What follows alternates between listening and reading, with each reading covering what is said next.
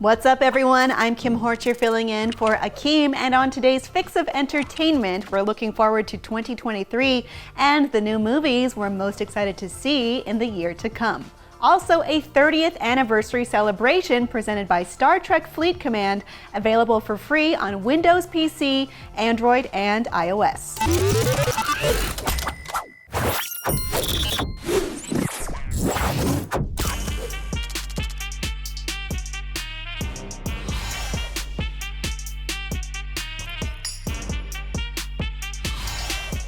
This movie marks not only the end of a story, but the end of an era. Guardians of the Galaxy Volume 3 is scheduled for a May 5th release and will, at the very least, bid adieu to the team as we know it. Star-Lord, Nebula, Mantis, Drax, Rocket, Groot, and the version of Gamora that made it past Avengers Endgame.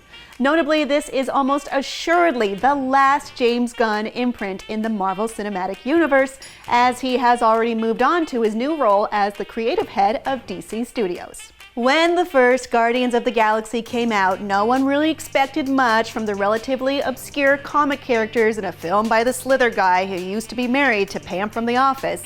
That dismissive notion would be considered wild now, with the characters and the actors behind them blown into galactic levels of fame and visibility, and with James Gunn so massively respected as a director and world builder in the genre that he's being charged with the fate of all the DC characters. Dude's in charge of Batman! Guardians is the franchise that changed everything and showed audiences at large that a superhero movie could be way outside what they'd come to expect, with humor, friendship, and music playing big roles in a film about a bunch of so-called nobodies.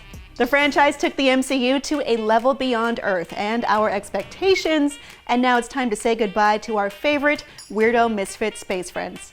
The saga's coming to a close, and if teasers are to be trusted, it's going to be an emotional goodbye, and probably at least one of the gang will be gone for good. We're excited to see the culmination of the Guardian stories post-Thanos. Will Gamora soften like the other version of herself, and will Nebula help with that? Will Peter and Mantis bond as siblings? Will something nice happen in Rocket's life for once? Drax has got to be dead, right? We're excited to find out when Guardians of the Galaxy Volume 3 comes out this spring. It is me, Mario. The Super Mario Bros. Movie can't not make this short list because, yeah, whether it's for genuinely positive reasons or morbidly curious ones, we are all at least interested in this one. A lot of us have boundless nostalgic affection for the Mushroom Kingdom and how it and its characters translate to a star-studded animated movie, even if that vision is different from our own headcanons. Hearing Jack Black's enthusiastic and actually really apt take on Bowser turns the hype meter up a bit, alongside Anya Taylor-Joy as Princess Peach, Charlie Day as Luigi, Seth Rogen as DK, Keegan-Michael Key as Toad, and even the legendary voice of Charles Martinet as not Mario. All that's left to do is get Martinet's stalwart wahoo out of my auditory memory and imprint Chris Pratt's regular voice with a touch of Linda Belcha as the way Mario is supposed to sound in my brain. We all have until April 7th to work that out.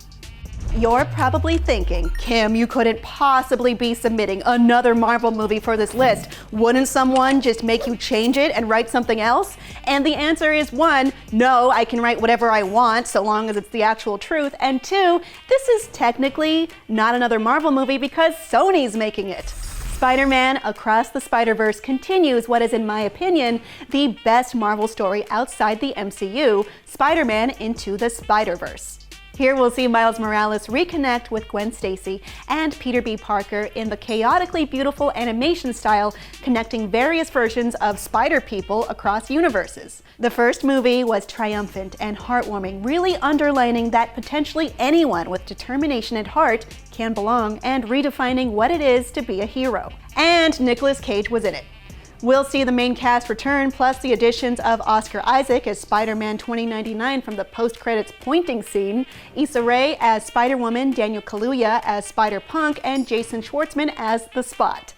And while we don't know if Cage's Spider-Man Noir or John Mulaney's Peter Porker will return, there will be plenty of offbeat and fun Spider-Man interpretations to come in the sequel, like the 1970s Japanese Spider-Man, Spider-Man India, Patrick O'Hara Webslinger, Spider-Cat, the other Spider-Woman Julia Carpenter, Sun Spider, the Insomniac Games version of Spider-Man, Ben Reilly, Spider-Monkey, Spider-Man Unlimited, Mayday Parker, Cyborg Spider-Woman, Captain Spider, Spectacular Spider-Man, and more. You saw that poster, there are so many more!